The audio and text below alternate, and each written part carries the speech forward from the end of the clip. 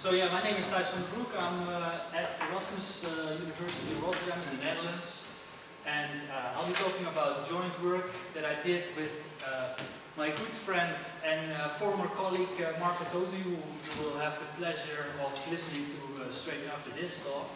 And it's about the link between having a lot of children and loneliness in later life, and particularly in the context of Eastern Europe. So, first some background information. This is a conference about well-being, and we talked about many measures and aspects of well-being, but we didn't really consider thus far, I think, loneliness. Loneliness is a perceived lack of quantity or quality of social relations. You can see it as a discrepancy between what people would like to derive, the support that they would like to derive from their network, and the support that they feel that they actually can derive from their network. So, hence the scale, the picture of the scale. It's about the perception of a disbalance, let's say. And loneliness is increasingly perceived as an important public health issue because it's predictive of a range of diseases, cardiovascular diseases, depression, and also of mortality. We focused particularly on Eastern Europe, and as you can see here, this is based on a 2011 study in Aging and Society by Yang and Victor.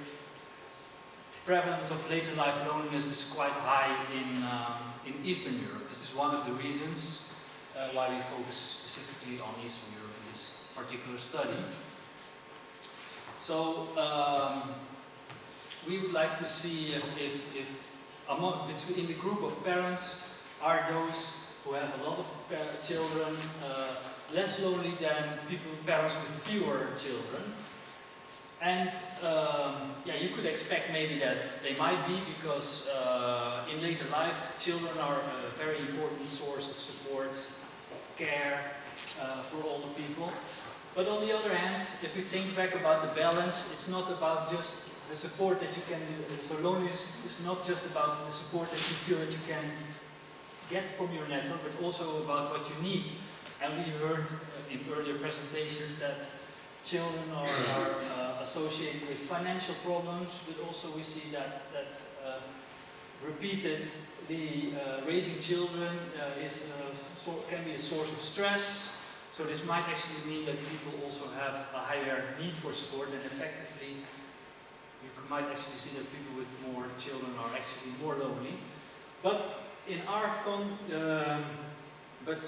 we as you see in the bottom, we formulated the hypothesis that we expect a positive effect, so that people with more children are less lonely because of the importance that intergenerational family relations have in the Eastern European context.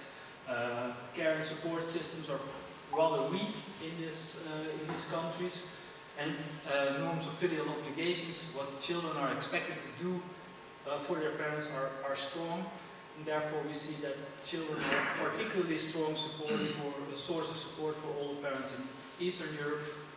Hence we expect that people with more children, that having more children is protective against feelings of loneliness in later life.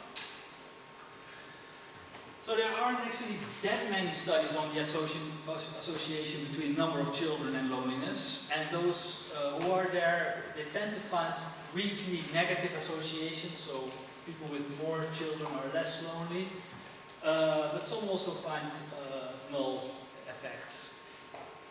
And then actually in all these studies listed here, they have taken a very descriptive approach.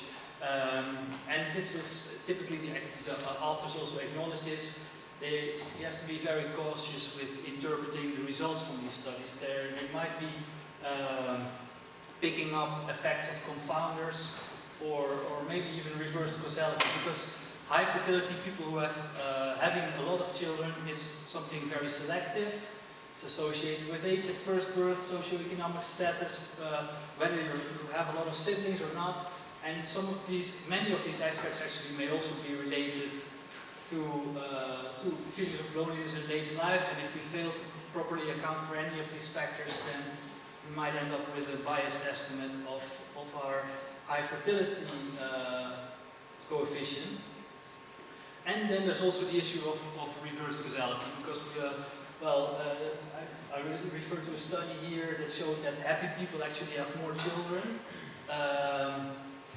And so, yeah, if that also is the case for lonely people, or the reverse is the case for lonely people, then actually if we find an association, it might actually be, the causal direction might be the other way around as what we envisioned. So these are issues that we will try to solve using an instrumental variable approach, but I will tell more about that later. First, a little slide about the data that we are using. It's the GGS, the Generations and Gender Surveys. Maybe probably a lot of you are familiar with it. It's a large data set covering a lot of countries. Here we focus on 8 Eastern European countries.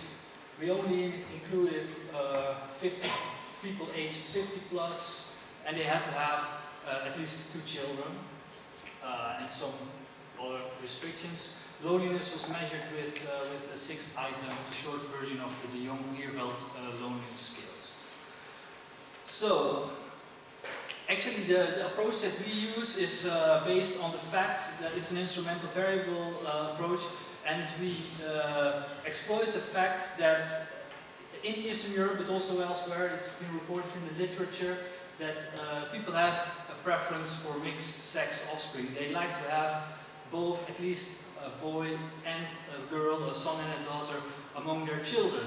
And therefore we see, so this is actually well established in the literature, and this is actually based, this figure here is based on our sample. Also in all the countries that we consider in our sample, the parents, so these are only parents who have at least 2 children, and when they're in the greenish bars, when they have, are the people who have either 2 boys or 2 girls, and you see that they are much more likely, or at least systematically more likely, to have a 3rd birth than those who have a boy and a girl as their first 2 children. Okay, I'll speed up a little bit. So this is the analytical approach that we used. I'm not super comfortable using the formal econometric lingo, so I'll just try to explain it in a more intuitive way. I think of this, I think of a big square where there is completely my sample. It's like 25,000 older people. They all have 2 children, and I ask, is your second child same sex as the first one? If so, go to that side of the square. If not, go to that side. So we have 2 groups of older people, and actually because that question, is the sex the same or different, is randomly assigned by nature, all the background characteristics of the 2 groups are the same. So we don't have to include any control variables, and but because of this preference for mixed sex offspring, the side of the square, which has the people with all have either 2 girls or 2 boys, they will on average have more children. And if they are also more lonely, if they are less lonely, then we actually attribute that to the fact that they have more children. Basically, that's the idea about our empirical strategy. So here are the results. I presented both just a straightforward regression estimate in the first column. For women, we find a non-significant, very small effect in naive ordinary least squares regression, and for men as well, but it's very small but statistically significant. But more interestingly, let's look at the results of the IV model, and that's so we basically see that women as well as men, they have approximately 0.1 child less if they have both a son and a daughter among their children, versus whether their first 2 children are either both a boy or a girl. So they have systematically less children if the first two are of two different sexes.